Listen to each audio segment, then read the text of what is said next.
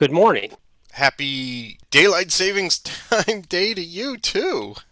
Yeah, I forgot about that. Oh, It really snuck up on me this year. I mean, I knew it was there, but it wasn't until just before I went to sleep last night. I was like, oh, it showed up on my little Google Calendar, and I went, well, I got to make sure I'm not late for tomorrow.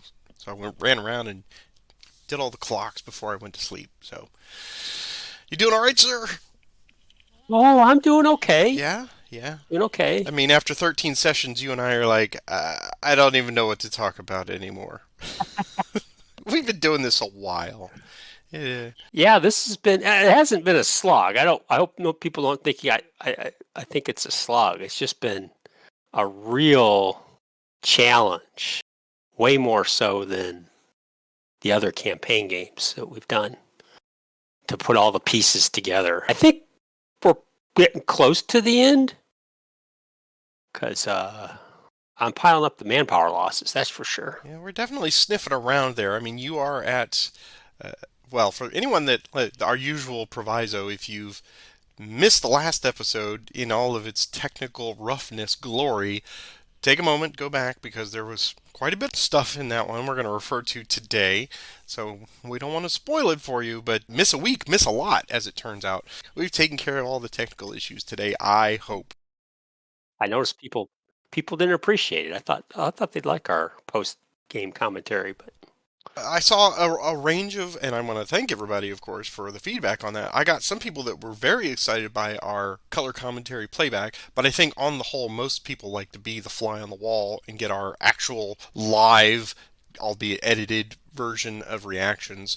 And I think in the future, if we can establish a time on a weekend or a weeknight or something that is beneficial, we will perhaps go into the Great Campaigns Discord room public channel and like they do on the Friday night fights and just maybe do our recording there, of course, with everyone muted in the background, and yeah, we'll I'd be get up some for that. looky Yeah, loos. sure. That's fine. I'm certainly not adverse to it. It's just whenever I do it with our combat commander stuff, usually we have about 6 or 8 people in there, and there's a good and bad to it. The good is that if you goof something, there's always, Holger is right there on your shoulder, and he's ready to say, nope, no, no, well, stop, stop. You mean that's wrong? Like, go back. Oh, okay. But it also does kind of interrupt the flow of, you and I are already tense as it is, and we don't know what that next initiative is going to bring us, and that can kind of take you out of it when you're like, oh, okay, yeah, all right, hold on, let me fix that. So this at least gives us the opportunity to just be you and me focused here, and everyone. And it also spoils the surprise for anybody that might actually watch this after the fact. Because if you saw it on Sunday morning, well, you know what's going to happen. You just tell all your friends, right? Right. AP Hill died. Oh, come on, man. Kevin Spacey is Kaiser Soze. No, don't do that. Yeah. We are here. I've got a setup at the focal point of the action in the gates of Richmond. We are on session 13 now of scenario 9. We are definitely nearing the end in one shape or another. All it takes is some hot dice on either side, and we could either make it insurmountable for the other side, or we could fail our personal morale checks, or as we get close to May 31st and June 4th, perhaps the game could end early. But as we do each and every week, we've got a few corrections that even we found after the fact when we recorded the post-processed version of the log file. Even when I was editing that, I found a couple little here, and plus our good friend Holger pointed out one or two, and I'd like to address all of them now, and you might even have some more. The big one, of course, is the railroad movement, and there's a reason that there's just the one little railroad move icon, because as he pointed out in the physical copy, what you do is you perform your railroad movement and then you take this little counter and you put it on that day's, just to remind you, hey, you can only move one Confederate division by rail per day. That's it. Boo! Yeah. So what I'm going to do is we're going to presume that Longstreet and Field got there with no problem. I'm going to move Kershaw back to Hanover Junction, and he will no longer be exhausted because he was at fatigue level 2 when he did that. So I'm going to bring him back up, and I will make him not exhausted, and he will not have a fatigue because he would have stayed at fatigue level 2. And also sub 4 would also not have made it there, and he would not be exhausted. So we will put him back there. And thank you. That was a really good, because I even said that as you and I were playing, we're like, "Is there a limit?" And I'm like, "Nah, there's no limit." I, it's obvious. It's pretty. It's one of the statements. Maximum 1 unit may embark each Yeah. turn. Yeah, we just missed it. Yep. Yep. So we will put that like that. So that is done on the correction side. Then he pointed out that every participating leader in an assault, if you roll Snake Eyes, would have to do that. Yes. So that means potentially Hancock could die. Now, obviously, we know that since maybe it would be replaced by a 2 something. I don't know with the Union if it's that punitive. If you want to take a roll for him, and would that have affected things downstream, we would not even calculate that in. But if you want to see if Hancock dies, by all means, Sure. So it's a single he'll die. die. I think it's just okay. He's fine. Okay, Hancock. Okay. Yeah, that mini ball just whizzed way off past his head. And then finally, yes, I did goof, of course, because it's a day ending in Y. Heath's original retreat from this attack, I had him go out of a Zoc. That was priority 3 because he was not farther away from the original assault. So he would lose a manpower. So I'm going to ding him by 1, and I'm going to give Roger another manpower loss on the chart. So what I have is Union 47, Confederate 27 on our spreadsheets now. Okay. And that still keeps both of us in that same range for the game end chart, which is here. So we're still on that second column and second row, which is presuming if we get into that roll today would be a 6 or less, but you'd get +3 to your roll. So really only a Snake Eyes or a 3. You'd have to worry about that on May 31st, but I don't think that's going to be a factor. Don't know, but maybe, because we can roll Snake Eyes all day.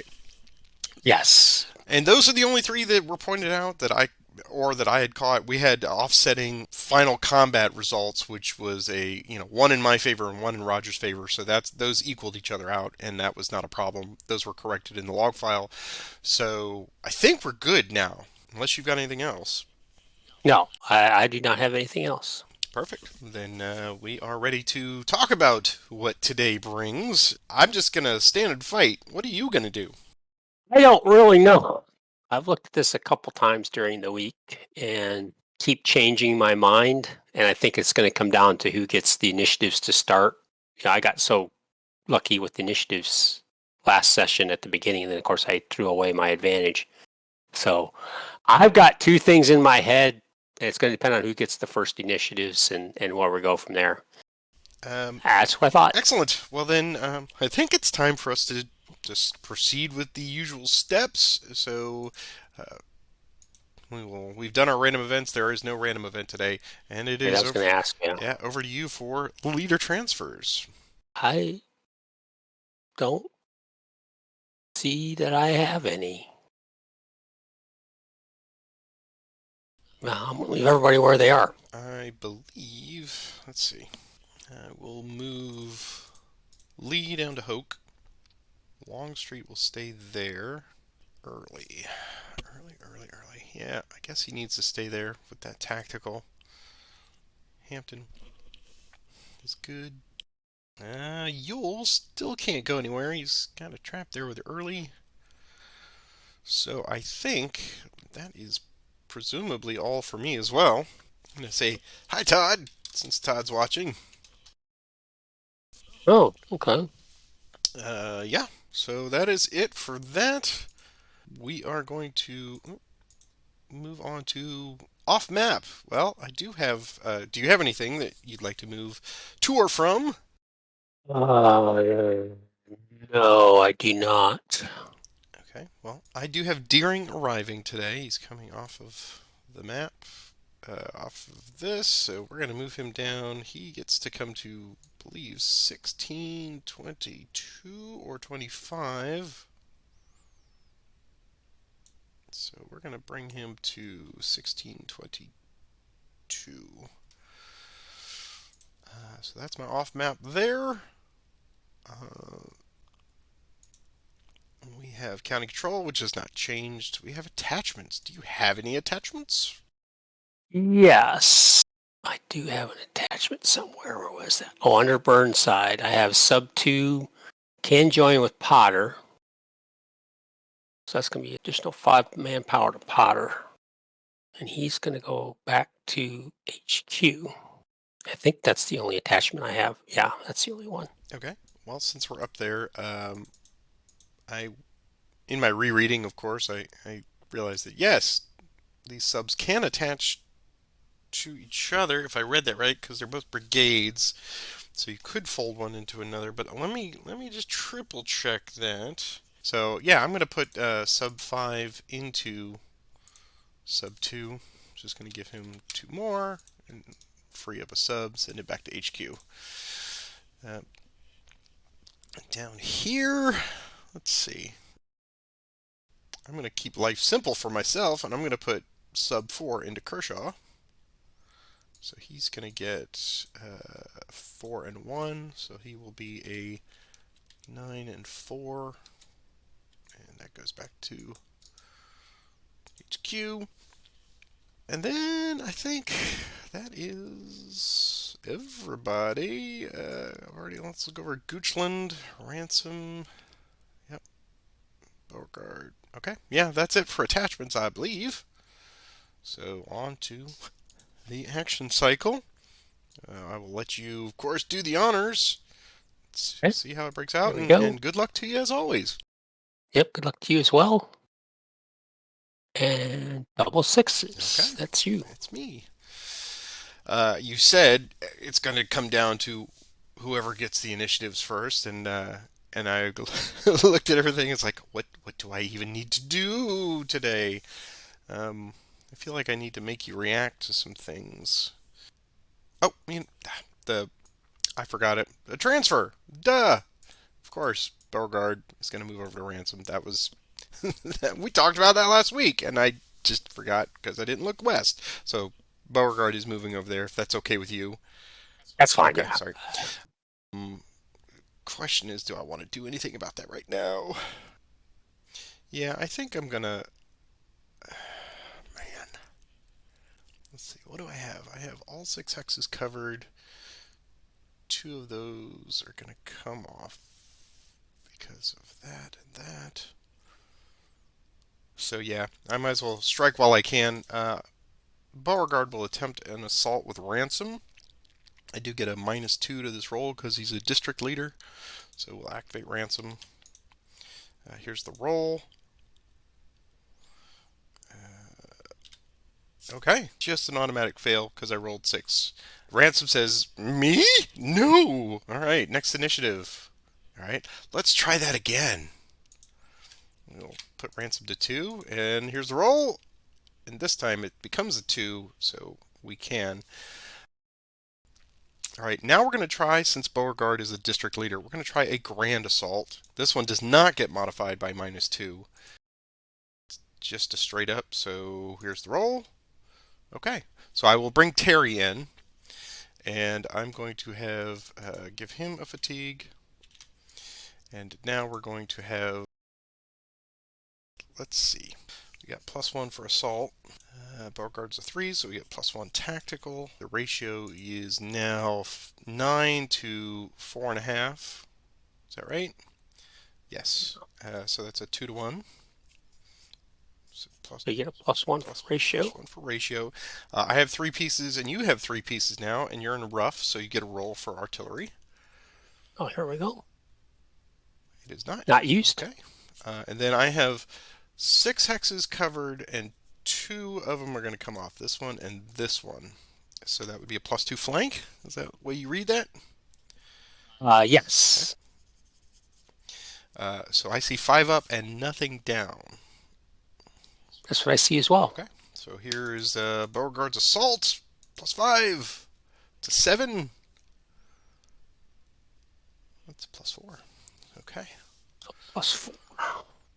And you're a 3. That's just a big DR. DR? Yep. And I'm a 9 and just a small fatigue for both of mine. He's already disorganized. He picks up a demoralization marker, though. 1 fatigue for them. He loses his entrenchments. He's going to retreat. Okay, he can retreat further away by road. Further away by road. Further away by road. 1, 2, 3, 4 to there. And I guess he'll stop there. And you picked up small F? Small F, 2F? yep. Just, Small F, okay. So they both went to 3. I think I'm going to just have Beauregard go to there. What you got in there? You got 7. I got 5. Okay. Yep, we'll just do that. All right. Initiative. Mine again. We'll activate Deering to march. Here's a movement +1. 8.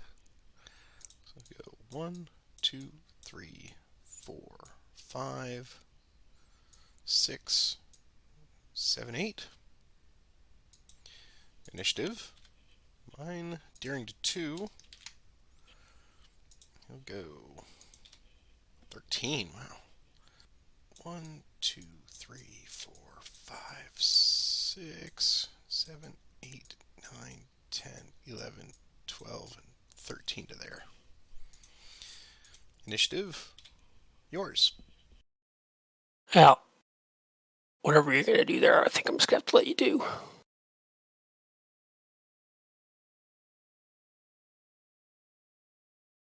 I don't like where Robinson is. So I'm going to take him to fatigue 1. It's Warren. Here's his movement. Oh, got a nice movement out of it. Like I said, I don't like where he is. 1, 2, 3. Initiative. Yours. I will have Stuart march.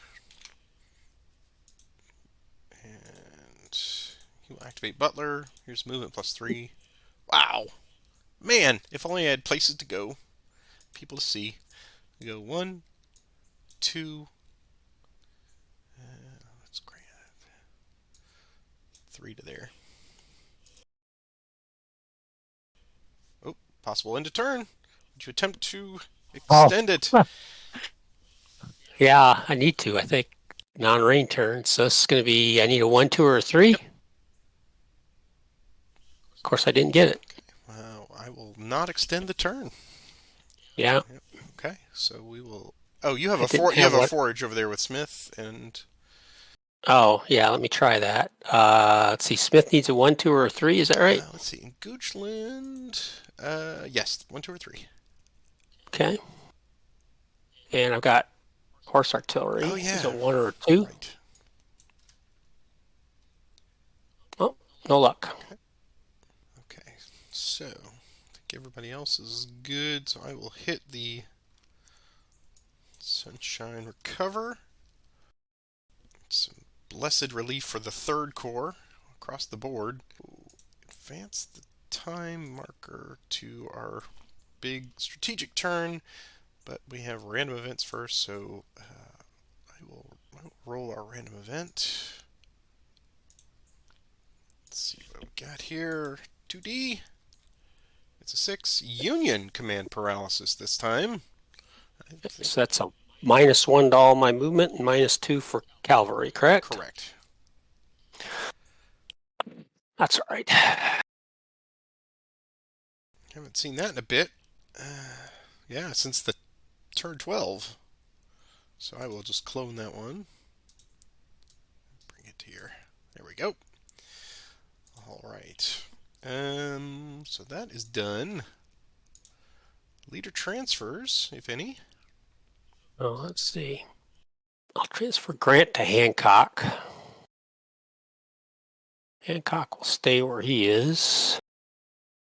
I'll leave Sedgwick where he is. Merritt might as well stay where he is.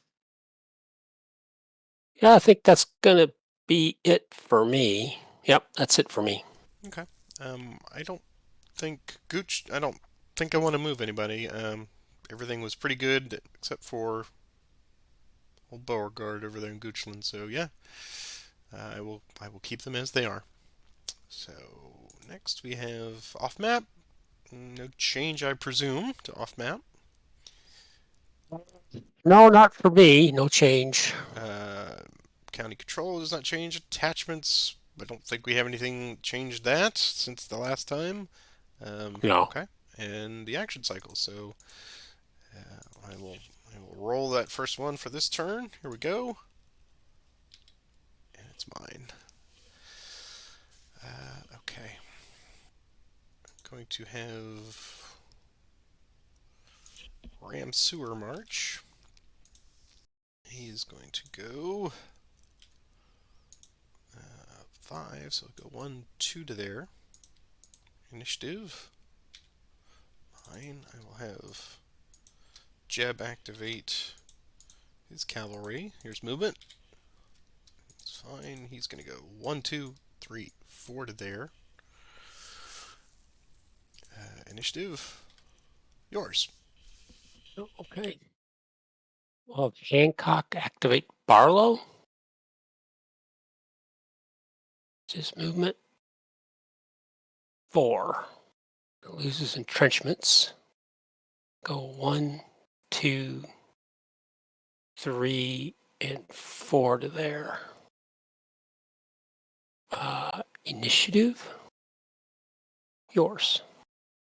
I'm going to have Kershaw get a fatigue, come out of his entrenchments, and go to railroad movement. Initiative. Mine. I will have Kershaw travel the rails. He's going to get 2 fatigues and come down. So 1, 2, and he's going to join Longstreet there. Initiative. Possible end of turn. Try to extend it. I do not. Okay. I will not extend it either. Okay. So go ahead and do your foraging for the horse artillery. Hey, All right, they got victuals. finally had the horses go out and do something. So they pick up a fatigue, but they're no longer out of supply. That's not going to last very long, though. All right. So let's do our sunshine recovery.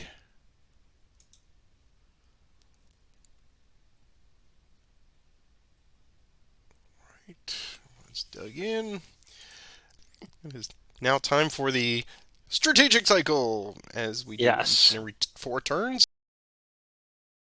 Well, I don't think we have any sick or injured leaders. I've got one, but it's one of those. It's Torbert, and I don't see Oh, it. right. Screw around with. Torbert's on permanent IR, as it turns out. Yeah. Okay, well, I've done command decision. I did the random event, so I'll let you do the strategic event. Cycle. Let's see.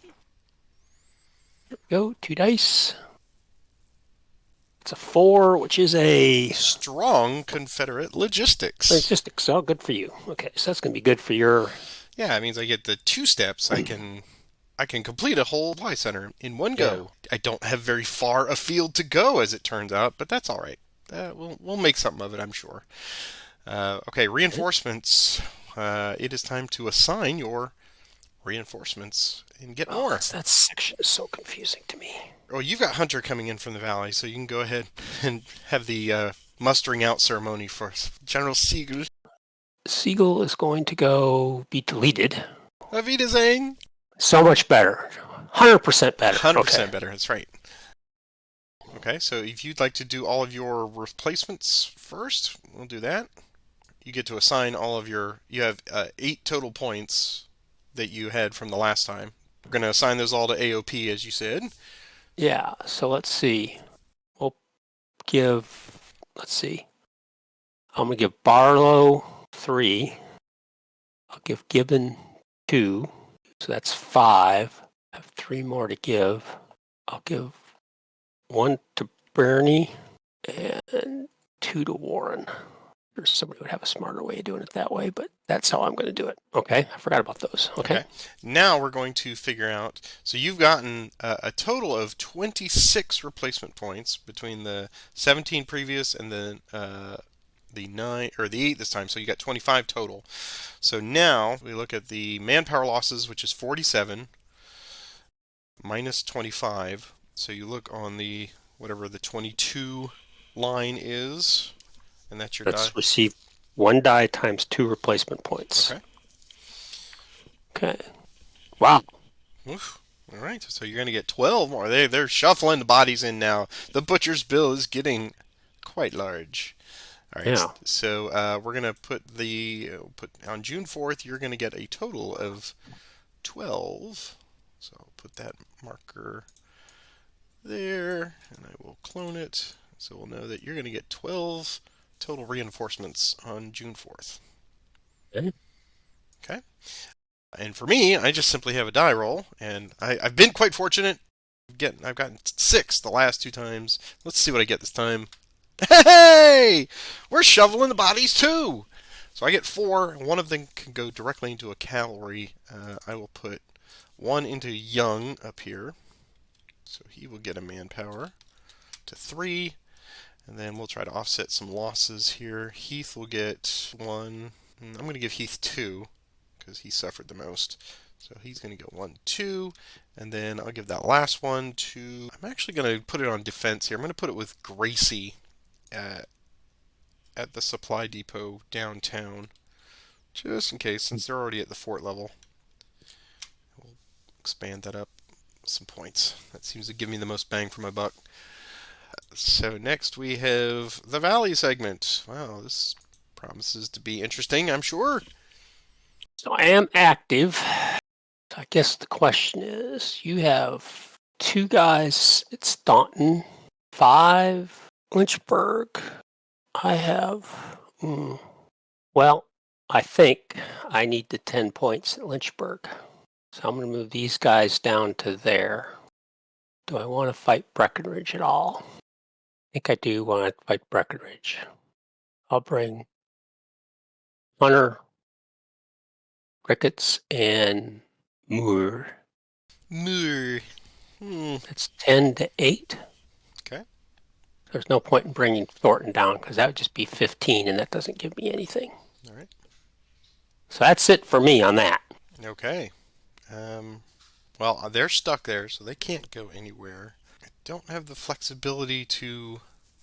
I mean, if I move Wharton, it's 6 of one, half does the other because of the wonderful retreat rules, as we've determined. So one of them is going to get to retreat into a VP spot. And I think I'd prefer to have you retreat into a trapped position there at Lexington. So we will not move anybody, I don't think. Well, it's... Hold on, let me close the door. So, I mean, he would not help in the Breckenridge, so I think he's best there. So I'm good. So we'll just we'll have the dust up there. All movement is completed. What battle would you like to fight first? Let's fight the Lynchburg battle first, since that's the more important one. Okay. So what I see is we just use manpower and tactical. That's it. But tactical is or -1 for me. Correct. So I see a -1 attack. -1 attack. Okay, here we go. Hey! It's a 5. Okay. 3 6s in a row. No way can it give me 4 6s. Don't you say it. All right, so here is mine. Oh, wow. Old Custer wins by 4. Man, okay. So a 4 on, and I had 5 in there. So that is a 1 DR. And I must retreat. That's a pretty big swing. All right, so we're going to take 1 off of Walker. And I must retreat. So he will go to Lexington. Okay, I had, how many did I have in there? 6? You had 7. 7, so that's going to be an FA. So I guess that's nothing on me, I guess. Yeah. So let me give you a VP. There you go. All right. That's a big turn of events. Who knew a leaderless kitching from the Army of the Potomac? All right, and they are now. Let's see. So they are going to go passive after that. Yeah. Now we got the battle up there. I don't know what that hex is where we're at. That is Newmarket. Newmarket. Same thing. I think it's going to be a -1. I've got ratio covered 10 to 8, and it's now only a -1. Yep. So let's see if I can get it back here. Okay, here's the attack roll. It's a 1. A 1. Come on, big 6, big 6. It's a 2. So -1 for you.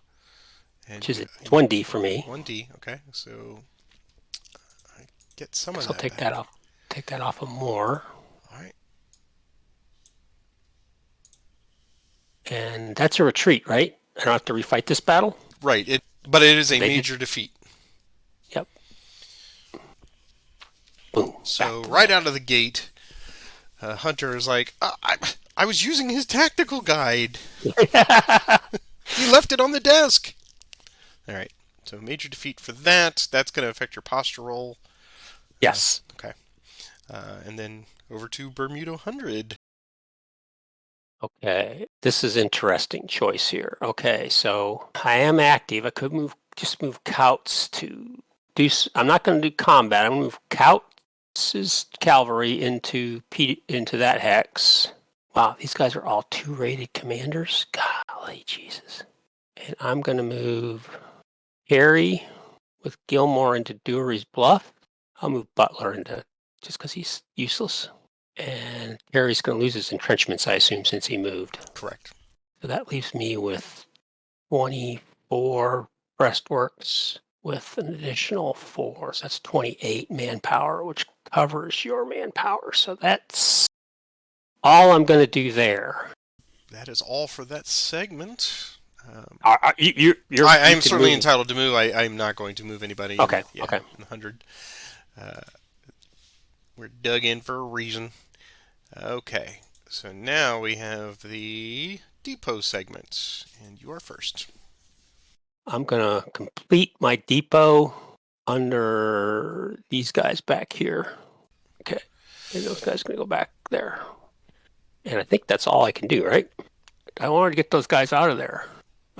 I would start to dismantle this depot, but I can't because those guys are still stuck there. I got to leave that depot there. That's all I'm going to do. I'm not going to start dismantling that depot. The one with Mott, you mean? Yeah. Yeah. Because, I realized if I dismantle it, I could still get supply there now, but next turn it goes away, and I wouldn't have supply. And I've just got too many guys the way these turns are ending. They'd all be out of supply. Would I care? I'm going to leave it. Okay. I'm sure there's strategy to that I'm missing, but... Well, I've completed the dismantling of Bumpus Turnout. So it's about time. It will go away. Actually, I'll just because I'm going to because of my strong logistics, I can that is automatic, that's completed, but I could basically build fully a new supply depot somewhere. This is a good spot. Yeah. You are so helpful. I can't believe how helpful you are. The question is, do I need and or want to? So let me look at where I am. Basically, I've got units in Spotsylvania, and they would potentially be out of supply unless I built it somewhere else. Do I want to make them? Let's just see who's still up there and what they're doing. So that would be the bulk of people in front of Burnside. That'd be 2 of those. And W.H. Lee. Do I really care? I don't think I want to give you another target, so I'm just going to... It's late enough in the game, I'm going to just rely on what I've got at Ashland and downtown. So I am not going to utilize my Confederate logistics, I think. We'll just let that go. Yeah, I think that's the wise play, because otherwise that's just another target for your cavalry. So, supply status then. Well, because of that decision, I'll let you assess yours first, and then I'll look at mine. I believe, again, the horse artillery goes out of supply. Okay. I do not have supply into Goochland. So those guys are now all out of supply. I think everybody else with those 2 depots I have cover a pretty wide swath of where I'm at. Spotsylvania, Caroline, Hanover. So I think that's it for me. I think everybody else is in supply. Okay.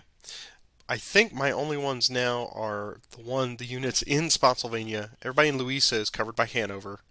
Everybody in Yes. Caroline is handled by Hanover. Goochland's handled by Hanover. Yay! And Henrico. So just my Spotsylvania, which I believe are just these 2 units, very close to the county line, which is Sub 1 and Stewart, they will now be out of supply. So I will mark them as And such. W.H. Lee also Oh yeah, shambless. he's just on the wrong side of the. Yeah, oh well. Okay. So he is out of supply as well. Thank you. That is all. Okay. Supply phase is complete. Now it's time for your Union Command segment. Well, now you've got. You don't have the Sherman winning big this time, so it's going to be a little harder. And Hunter's a -1. So I think Hunter is only on a 1. Is he going to be able Yeah. to? So here he needs a 6. So we're going to be passive, obviously. And we'll roll for Bermuda 100 will be a 1, 2, or 3. Oh, well, All the 6s. sixes, yeah. Okay, So passive in both. all right. So no points then. I got a little moment of breathing to figure out what I'm going to do there. But now it's points segment, which I think you're going to get an extra 10 this time. So let's look at that. Yes, victory points. So prior to this, you were getting 19. Now with Lynchburg, you're going to get 29 if I calculate that correctly. So let me calculate. Let me go and give you your. So you're at 58, 58, 88, 87 for that. For right, 20 points and then another 9. Yes. Cool. Wow. That Lynchburg, that was huge. Man. A little over halfway, yeah. There you go. That could easily happen. So, all right. Now we look at end of game segment. This is our first time doing this. It is May 31st, and we are on the second column, second row with 6. 6 with a +3 to my Plus die 3 roll. roll, and is a 2d6. So, if you like. Yep. Oh, look at that. And that game is over! Well, let's just, okay, so I've got some more points coming. Oh, you do. The game is going to end here on May 31st. Grant has been recalled back to the White House for discussions. Oh my God, I can't believe that. Holy crap. So go ahead and assess what your final points are then for. Okay, let me get the chart out here and make I sure I've think you're got the getting a right. lot of +5s. Is that right? Couple +5s and some +2s, I think. Yeah, yeah. Okay, so let's see. Okay, I don't have anybody in the city hexes, so nothing there. So let's count 1 to 5 hexes. I get 5 points for each division. So 1, 2, 3, 4, 5. That's 1. I've got 2 that I count that I see within 5 hexes. Only 2 I see Warren and Gibbon. given. Yep. So that's 10 points there. Okay. 6 to 10 hexes, I get 2. So that's going to be 1, 2, 3, 4, 5, 6, 7, 8. So that's going to be 16. Griffin, Crawford, Bernie, Barlow. Yep. 1, 2, 3, 4. Yes. So 4 times So that's 2 is it. 8 points. Yep. And give you another 8. So you're at 7. So that takes you to 95 points on the positive side. So what is the spreadsheet final total there with that? My spreadsheet total, I have 105 victory points, but with manpower drops down to 95. Woo! And what is that officially? I don't know. It's Better marginal. really, man. Okay, but with Lynchburg and everything, I was sweating there. So as we do at the end of every session, we will talk about the session, and then this gives us the opportunity to. We've only recorded for an hour, so this gives us a chance to give our overall thoughts for this entire Overland campaign. I haven't. Usually we have time to make notes, and we kind of see the end coming, but I have not. So a lot of this is going to be off the cuff for me, and I'll try to remember some of the highlights as we go back through 13 sessions here. But where would you like to start in this session? I think the word of the day is snake eyes. Clearly, Yeah, I mean, I started saying what 3 sessions ago that I needed to stop having into turns early, and two without me hardly getting a chance to do anything with Burnside, nothing with Sedgwick, nothing with Warren really, other than one. I had one initiative with Hancock, with Barlow. That was it. I don't think I could have maximized what I had today at all. There just wasn't. I just didn't have a chance to do anything, and that's today's session. I mean, I can't. I mean, on the one hand, the first one didn't hurt me too much because I wasn't going to try to do that much. I wanted these guys to recover. Hancock and Warren's core get back to full strength. Sedgwick to get back to full strength. I did want to start moving Burnside.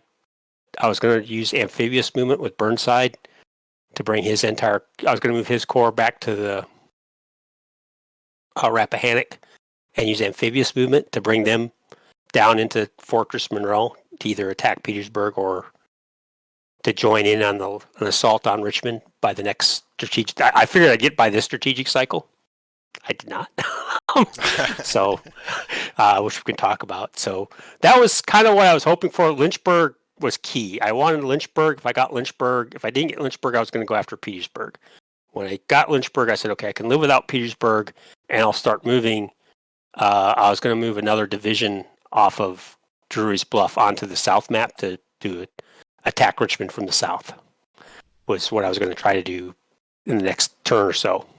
Didn't happen. Yeah. Oh well. These last 2 or 3 sessions have really been the story of extremes. Clearly, we saw both in the last session and today at the Battle of Lynchburg 6-1 splits.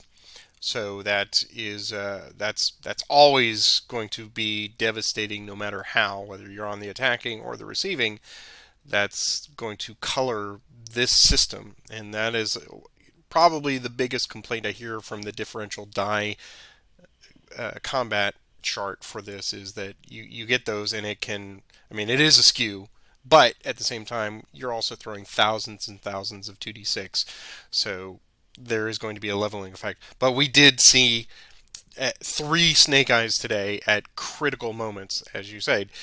You could never get that juggernaut moving, and when you did, you pulled Grant back across the Chickahominy. That gave me a chance to build the line there. And really, I felt embarrassed because you're like, it's going to come down to initiatives, and right out of the gate, I was winning that string of initiatives, and I didn't know what I really wanted to do. I had designs on trying to get Goochland back in one shape or another. The Lynchburg attack should not have surprised me. It did not surprise me. I knew you were going to come back for it, but I thought you were just going to use it as a, hey, I'll just fail, and I'll use that as a wink, wink, nudge, nudge ability to move into Lexington, right, to get 3 victory points. I just didn't think the 6-1 split, I should never not assume that it's going to happen, but you capturing that immediately, that perked me back up. It's like, okay, because I cannot presume that the game is going to end early. So now you're getting 30 points or every strategic cycle. So now I'm really scrambling. So that brought me back to center saying, okay, everything that I'm doing on map is now for naught if I can't do something in the off map stuff. So that really put a very sharp relief for me to, oh my gosh, I got to get back into this. I kind of figured that with all of your amphibious stuff that yes, the White Station and moving from there, eventually you were, and I could see you were doing that with Barlow here, starting to attack from the eastern part of Richmond, and this whole Union amoeba was going to shift around down to the south and the east to get around. Yeah, that was my plan. That's why I pulled. I didn't like where Warren was. I couldn't see any way to get any. Like I said, I wanted to rest these guys in that area. So I didn't like Warren sticking out there like a kind of a sore thumb, especially when you move Lee down to Hoke. I could see you setting up a grand assault. So yeah, my plan was to swing units using these fords to get within the 5 hex limit. Right. I wanted to get, right. because I figured that when in this, I thought I had one more strategic cycle. One more. And if I could gotten another 20, what I was getting 30 points, Yeah. Plus 6 more, getting 6 divisions or possibly 7 or 8 within, that would have been another 30, 40 points. Yeah, Would have been enough that to would win. put you right there, exactly. So if it had gone to June 4th, without a doubt, because unless I captured Lynchburg back in the next strategic Yes. cycle, even that was going to be really tight. But what I was thinking here, and people probably out of the gate saying, "Hey, you've got so many offensive tools here. Why didn't I, when Grant was sitting right there, why didn't I go after him?" And my thought process was, I've got Early and Wilcox over here still recovering. They're at D1. I got Heath up here at D1. What I wanted to do, but because I suffered from the short turns as well, I wanted to bring Kershaw down to Longstreet and then get Longstreet to come down here and threaten Sheridan, and at least get him out of the way one way or another. Maybe get a loss on cavalry retreat, maybe. But that would allow me to start just tightening up this flank here and anchor that edge of the Chickahominy, kind of like in 1862. That was my hope, and everything else was just like, I would start coalescing. I was really nervous about Burnside up here getting his wild oats and starting to go on a tear. I was hoping again, initiatives, if I'd had the opportunity, either going after E. Johnson but the flank with sub 4, or have Burnside bulldoze his way through the subs. But I just said I'm going to keep that option open depending on what happens. And of course, I never even had a chance to do anything. Yeah. So this one was definitely, I mean, it was abbreviated because we finished it in an hour, but with those 3, I could even just hear that intake of breath when I rolled the snake eyes, and you're like, okay, and then you got the 4 and the 6 on the extend attempts, and so I want to just say that while I can't control the weather, my strategic decision to go with the end of turn snake eyes, that worked flawlessly in this entire game. So I highly recommend everyone employ that, because that works great for the Confederates. Well, it's amazing. You think about the last session we had that very, very long turn. And we went through and we didn't have a single double ones. Yeah, exactly. Yeah. Not a single one. And it would have probably helped me. It would have kept me from doing some stupid things that I did there towards the end if it had ended early. I don't know how many manpower I lost, but it would have really. I don't think I would have. The losses would have been enough to where I would have won. Everything else working out, but I'd been a lot closer. Somebody had pointed out that short of, and this will kind of transition us into the entire Overland campaign discussion, short of my cavalry losses there, where I lost 8 of them with Jeb when they all surrendered in mass. If we take that out of the equation, that the Confederates were very conservative on manpower losses. Yeah, that would have ostensibly put me at I was at 28. So yeah, if I would have been at 20 if that had not occurred. Plus just the little nickels and dimes there. I think I lost. The mass was there up near Spotsylvania. I think it was 8, 7 or 8. Yeah. Yeah, and then just a few here and there, just like, another one. Okay, so yeah, it. Short of that, I think I did a pretty good job of choosing the opportunities to battle. I never wanted to make an attack that was going to potentially result in anything worse than a 1D for myself. And that's just a personal mantra. I try to do that, but obviously you got to take some risks sometimes with this game. But let's rewind all the way back to Grant crossing the Rapidan up there in the beginning stages. This is really a story in 3 acts. What do we think about Act 1, The Wilderness? I wanted to avoid fighting in the wilderness. I know there was a lot of commentary about that. I didn't want to get stuck in there, and I avoided it. My whole strategy was to basically follow Grant's strategy of moving my supply line using the rivers. So yeah, I don't remember. I mean, the only big don't think we had any big fights in the wilderness. I know you kind of set up, kind of blocked any attempt to move down those roads, and so I just kept sliding east. That was Yes. kind of my plan, Yep. was to slide east, and if I could get around your flank, which you kept blocking me, I was okay with that. I just keep sliding east and then heading south, Yep. east and south, without fighting the battles that Grant fought. Mine was to avoid being in the center of it. So when you play the one-off scenarios for the Battle of the Wilderness, everybody's already built up at Locust Grove and Barker House and the Widow Tap and all that. I wanted to avoid just getting entrenched. I wanted that fluidity. So I stayed out on the periphery of the wilderness for the most part, just trying to see where you're going. Now, this would be completely different if we were using force markers and hidden movement and all that stuff. So with that one, just having perfect information of you, he's coming down the Germana Plank Road and he's going to try to build minor river bridges and all that stuff. And I figured you were going to avoid by trying to get to Fredericksburg and then decide at what point, what axis you were going to pursue southward. So if I could just interject myself here in Act 1 here, which is essentially what I did. I also tried to use the cavalry to just go up here and, as it turns out, in a totally unnecessary ability to damage all those railroad stations because that was not going to factor in. But I had a feeling that you might try to put your supply center up here at a Kia station. But as it turns out, you went with the landings approach, which I think was much better. That was very well thought out. So Act 1 was also, the story of Act 1 was completely and totally rain. So marching for the Union is hard enough, and then marching in rain even more so. Yeah, the rain was, now I just tried to okay, it's going to rain. It's fine. It'll dry out. I mean, and I think actually, if you look at the total, someone else can do the math, but I think it turned out to be about as many rain turns because we had dry weather the last 3 days. So I think it did kind of balance out the way I expected, which is about 30% of the days would be raining. It's kind of what I looked at the math of the die rolls. Early May was very wet, and then late May was kind of, oh, okay, everything's drying out as we get into the summer months. So that seems like it worked out in your favor, especially when you really needed to get stuff going in these later acts. Act 2 was the Spotsylvania part here in the center. We did a lot of bobbing and weaving here.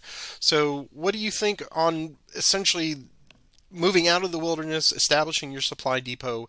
Act 2 was, where do we meet? Where do we crush in Spotsylvania in this open field? What were your thoughts on that? I was hoping to get you in a flank attack, if I remember correctly, by getting across Guinea's Bridge and Downers Bridge. But if I remember correctly, you were able. Again, I think I remember some initiatives just where you just beat me there by an initiative and me rolling poorly in the rain, and I just never. My memory of those is somewhat hazy at this point. I think again, my strategy is just saying, okay, I don't want to get anybody isolated across the Mattapony, so it was don't cause any hurt, and I think that's what I avoided in those early stages.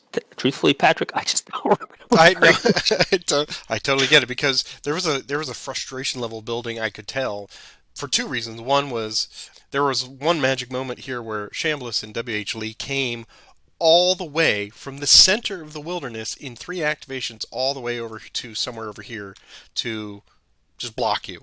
And you and I were both like, "Oh my gosh, these horses should be dead," but they did it, and that I think that prevented that early flank attempt here.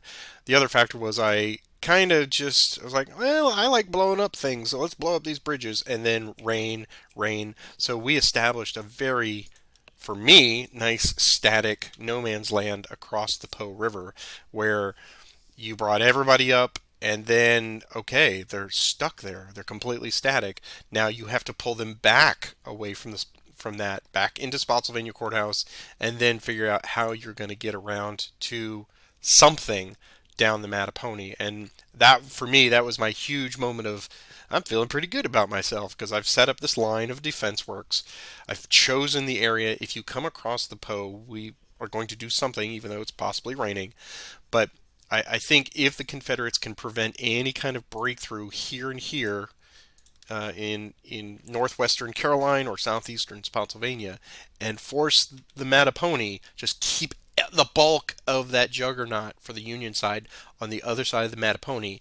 If you can control that timetable, then you're going to be set up pretty well for whatever's going to come downstream in Act 3, which I think I did okay, but a lot of it was perfect strategy with the rain. It's like nature is helping me, and it's frustrating you, and so I got pretty lucky there. I'm not going to say it was 100% luck, but that certainly helped in my extraction from the Po River line. And you also kept, this is something I can't remember exactly, you kept a couple fairly strong infantry divisions in these areas here. Yes, just to threaten. Which was an issue because of my supply depot here, which meant I had to keep fairly significant. I think I had a couple cavalry and I had to keep Burnside up there. And also in my head, I had the idea of actually taking Burnside, once I could, and swing him down the pike and then have him head down towards Gordonsville, either heading, as I did with Kitchings, take him off map, or have him then swing down through Louisa Courthouse and then even down to Goochland. That was kind of, I was going to leave Burnside, let that be Burnside's job. But you kept him kind of bottled up. You kept those guys up there for a long time. Very long time. Very long time, yeah. And so I ended up improvising with Kitchings and sending him into the valley instead. But that was kind of an issue that was kind of like, I wish he'd get those guys out of there. But I was kind of doing the math in terms of how it was kind of like we had about equal infantry. I had a bit more infantry than you had up there. Well, that's not a terrible offset. I don't mind tying up a bunch of your infantry units up there if I can get these guys, the guys that I was driving, Hancock and Warren, if I can get them broken loose, and get to Hanover Junction, which almost happened. We almost had It did. That was another sweat point for me. I think our two different attempts to approach Act 1, where I split my forces and I sent the 5th Corps, as you just said, down the Orange Pike or the Orange Railroad here to Gordonsville. That gives the Union the opportunity, as you did, to possibly send them off to the valley to help. But I wanted to just build my push broom to come and work my way down the Virginia Central Railroad. You opted not to do that, so that, I think, some people had complained. They said you can't split the Union forces. You got to just do the push broom, and everybody moves at once. I'm like, well, sometimes flanks are good to exploit because that at least had you thinking about, okay, what can I abandon along the Virginia Central. So both of us ultimately, I think, have designs on Hanover Junction because it is a valuable prize. The problem is you don't want to do the frontal assault towards Fox. You're going to be spending so much time, as it turns out, unless you get a nice breakthrough, to be on the south side of the Mattapony.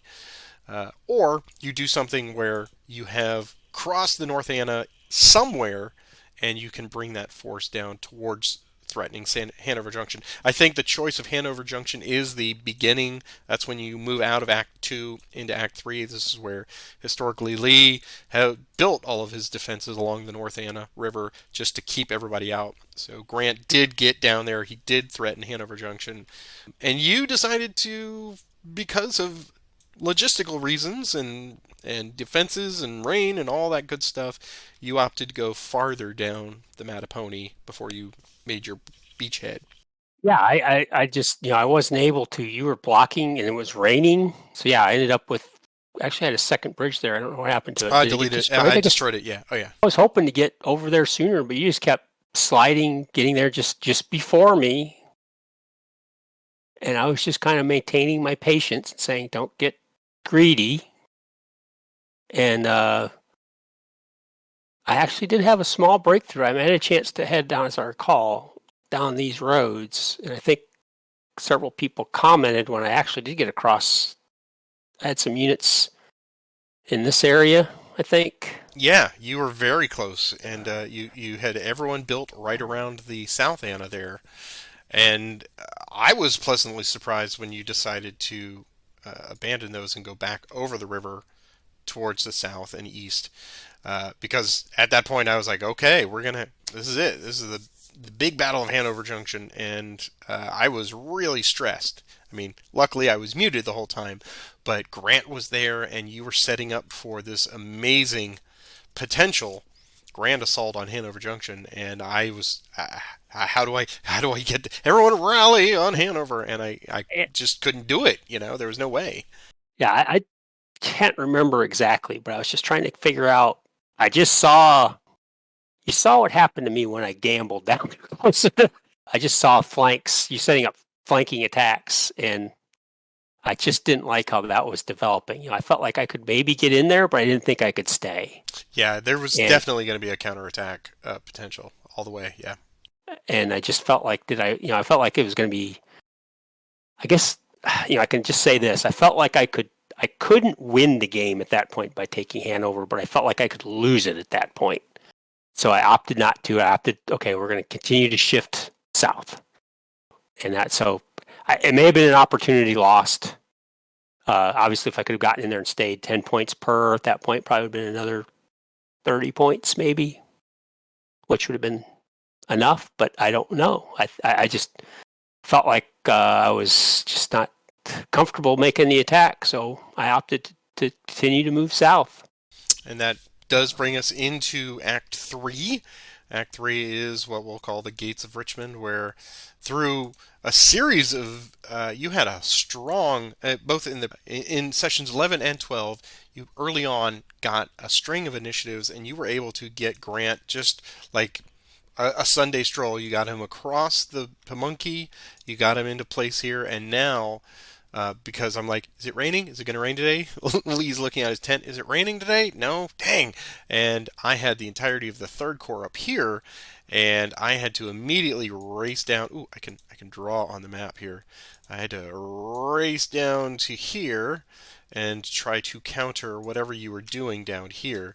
This point, this crush zone right here, where you have the potential setup for the historical Cold Harbor series of attacks, or just coming directly down the Mechanicsville Pike, across Beaver Dam, across the Chickahominy, and as you did, you got there in mass, you rallied around there, and Act 3 was very much me reacting to you, and yeah, I mean, geez, it's pretty sad when I have to bring Hoke up to defend the gates of Richmond, right? Because everybody you had smacked and killed AP Hill, so the third corps was completely shattered and scattered. So I was really starting to think, okay, Act 3 is going to be very brief because you're going to get in there, you're going to destroy one or two forts, and you're just going to funnel divisions into Richmond City. And luckily, I managed to prevent that in the last turn. But it was very costly. And I honestly do feel pretty good about what I ended up with because I was in a position, again, I got the initiatives I needed to really smack AP Hill, the third corps, and I was going to drive. Obviously, you can see I destroyed a fort, was going to drive down Meccansville Pike. And unfortunately, again, the initiatives went the other way. You set up some excellent attacks and counterpunched. And Bernie paid for his enthusiasm. and But even then, I wasn't feeling too bad coming into today's session. I felt like, okay, I'll get past this strategic cycle, and I have options around Richmond that can keep you occupied because I had Sedgwick up here, so he could come barreling in on if you try to set up a flank. I could hit your flank. These guys all occupied with Burnside up at the top. I felt pretty good, actually. I felt like I was going to, if I lost, it would be because initiatives of rain or as what happened into turn and into strategic cycle. I was feeling pretty good about it, actually. Yeah, I agree with you. I was not. I mean, I was not gonna stress and look over the map for the minutia of like, okay, I need to bring this unit around. I'm always upset just from a from a player standpoint when it gets pointed out that we made these little teeny tiny goofs, and I want to thank Holger for that because he has been the one that has kept us honest in our gameplay so much. So that is invaluable to us playing and putting this out there for all of you to see. On the whole, people quote call us experts. We play this a lot, so we have an expertise, but yeah, we still dive into the rule books just like you. I mean, heck, I can goof a retreat at any time, as pointed out in the last one. So the heart wants what the heart wants to avoid your own embarrassment. But that being With, said, with, with both of us reading, it's still possible to miss a bullet, of course, right? or to stop reading paragraph A, but then you don't read the next paragraph, which has the restrictions in it. I have seen exactly what I want to see in paragraph A, so I'm not going to read any further, right? That's Right. just human Yeah. nature. But I think I made I scribbled some notes here, of course. But for anyone playing any of the advanced campaign games, I'm going to philosophize here, and Roger, you can certainly opine as well. The 3 points that I want to encourage everyone to do, and I think Roger, as the Union in this rematch, have really demonstrated are first is timing. And I say timing specifically because reaching for that brass ring is only important when it comes to the victory point segments, which are the strategic segments on the calendar. So Goochland, is a perfect example. He wanted to set those things up and then get it right before I could do anything to react. So and then in this session, he got Lynchburg at a critical moment on the turn that required it, so he would get those points, 10 points harvested. So timing is absolutely critical. Just blundering in there and saying, I took Richmond. Well, if you take Richmond, with 12 turns to respond, you're going to pay for it as you see, when we had who was it? Bernie, yeah, Right. Bernie's the spirited young man who decided he was going to go right in there and take on the empire himself. Well, he did, and then I was able to get around him and make him pay for his insolence. Yeah. Yeah. And some of that sometimes, and I felt like most of the time in these sessions on this campaign game, is I was able to not get frustrated during the rain turns. I felt, okay, calm down. It's all right. You've got another 30 turns left. That was an instance when I got frustrated and I said, I got the initiative, God damn it. I'm going to go in there. That's right. Well, you unwittingly and perfectly segued into point number 2, which I said in on my list here is patience. Both sides have to realize that, okay, this is great campaigns. Things are going to ebb and flow. You're going to have a great session day. I've had some where I just get off of the recording and I'm just walking around the house and I got this big grin on my face and like, what is wrong with you, you big dork? Like, because I rolled a 5, or whatever. And there are going to be times when you're just struck low after your session and you're just thinking, oh my gosh, it's all our personal morale checks have failed. So you've got to be patient.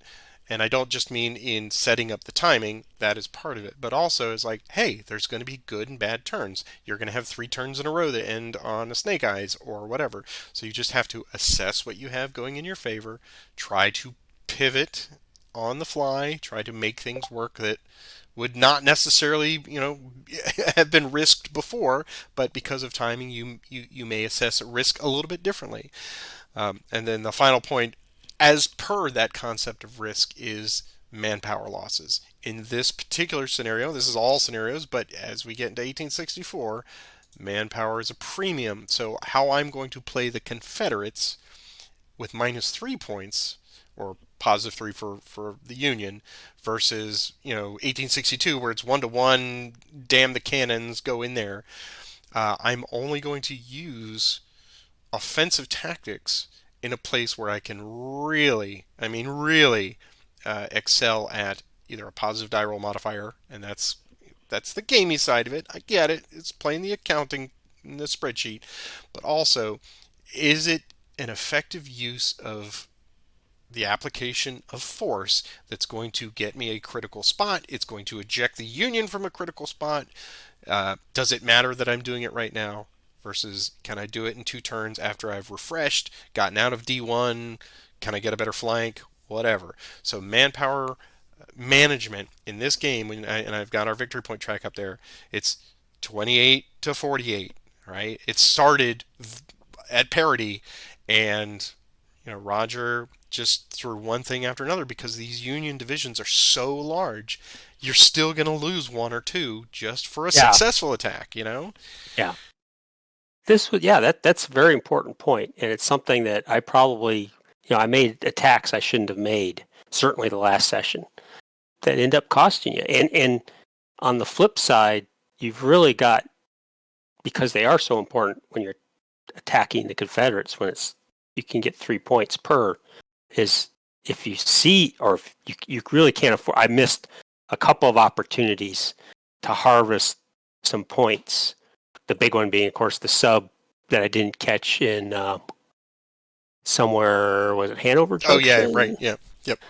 That I could have gotten at least probably 9. Could have gotten 3, maybe 4 or 5 manpower losses on you if I would have seen it. I just didn't see it, And and that would have that's been an opportunity to just point out when you play the solo, Roger would know that that he could attack that and get a bunch of points for it. But when you're playing opposed, do not offer to help. What is it Napoleon says? Or don't yeah help your enemy. when they're making a mistake. I thought he saw it. I was prepared. I was girding my loins for it. You didn't see it, and I'm like, okay, all right Yeah, I then. saw something else. I saw a Right. less likely opportunity that had to do with Sedgwick. If I'd rolled like a 6 or a 5 or a 6, I saw a chance to do something somewhere else. And I kind of got, as what happens in real life from what people have read about combat, you get target fixation and you don't see the bigger picture. Very much so. And that I am totally guilty, especially in these advanced campaigns of like, I've got stuff on my little checklist I need to do to the peril of ignoring, oh, there's the valley over there. That's important. Or, oh my gosh, he just amphibiously landed people way down here. I could have prevented that or whatever. You just get a massive amount of tunnel vision, and that's going to vary from campaign to campaign. But this one, you've just got so much marching that it's right now. I just need to get Unit X to position Y, and if that other person sees it, oh, he's left something open. I'm going to go for it. Then now I've got to scramble to react. And I don't like to always be scrambling to react, but sometimes that adrenaline rush is what I need to snap me back into, okay, this is, you're wavering, Patrick. Make sure you get back on point. And that's why I love the advanced campaigns, if it was not already evident to those of you watching this. It's a very different from playing the scenarios, even the longer scenarios. This campaign is very different. Well, very different from Hood Strikes North, which we've done, or Here Come the Rebels, because it is a much bigger canvas. I don't know if that's the right word that you're No, I working think that's with, perfect. Yeah, yeah, yeah. because you've really got, and this is where the Vassal module I think kind of hurts me, is I just don't zoom out enough to where I see the whole board. I have a tendency to kind of, well, partly just because my eyes are so crappy these days, is I kind of zoom in and I rely on the scroll to find things. And I really need to zoom out and look for counters. Same, um, same, yeah. Oh, I had that guy um, over there. He would have been really helpful to have 4 turns ago. Yeah. yeah, and it's like I keep forgetting about these guys over in the corner. Or this was really fun to play. I don't feel too bad. I feel like if I'd have gotten past this strategic cycle, I think I'd have gotten very close, if not outright winning, had we gotten past into the next strategic cycle. Because I think I could have gotten, my next play was Hancock to activate Gibbon to slide here. Hopefully these guys to swing down here, Yeah. and then to activate these guys, to activate Barlow and have him come streaking down this way. That was my plan. And I'd have 4 turns to get it done. I had a bridge if necessary, even if it rained. Anyway, Anyway, fun. well, Very fun. I want to say congratulations to you that although I got the marginal victory, I think you overcame so many obstacles that the Union and you played it exceptionally well in spite of all of those little momentary personal morale checks that you had to do with the rain and the this and that and the other.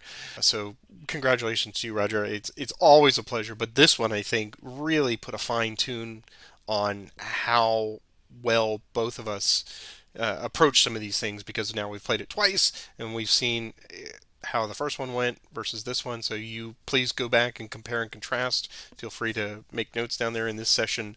I don't think you're giving anything away to anybody after this. And I want to thank everybody that's watched all through all of these. Now we've got 11 in the first one and 13 in this one. So you watched 24 episodes of the Overland campaign in 2 different forms. Thank you so much for all of the positive feedback, the corrections, the enthusiasm, and all of that good stuff. And I definitely want to thank Joe Balkowski, Ed Beach, Chris Withers, Alberto. Thank you for all your hard work on Oh, these yes. Vassal modules, and to Multiman Publishing for your continued support of us. Every time I post these out onto social media, I see a repost from whoever is controlling their social media accounts. So thank you very much for the visibility and for the opportunity for us. In the timing on this is, Roger and I have now we're published writers in a periodical, so now we are Yes. out there in Skirmisher 4. So thank you very much to everyone who's clicked on the QR code to go back and watch the video for the actual playthrough of that. That's been wonderful. And just a quick shout out in the timing on this is the Player's Aid. Both Alexander and Grant have been playing On to Richmond 2, the campaign game for the Peninsula campaign. So I want to just give you a quick shout out.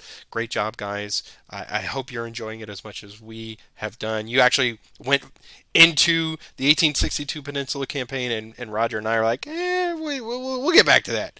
And Todd and Hexy, I saw Todd was in here earlier. They've been going through the All Green Alike stuff. So congratulations. I wish you all the best success as you guys are putting your content out on this stuff. I hope you're enjoying it as much as we do. And Roger, I'll let you have the final word for today before we send them off. Yeah, I want to add my thanks to all the group. It's appreciate everybody's support and mostly kind comments. I do appreciate it. So I don't know where we're heading next, but I think Sherman, you said we're going to put on our haversacks and head on to our next campaign. Indeed, we Or are. something similar.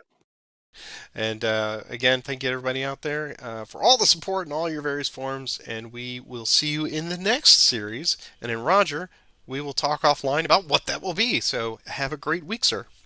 You too. Bye-bye.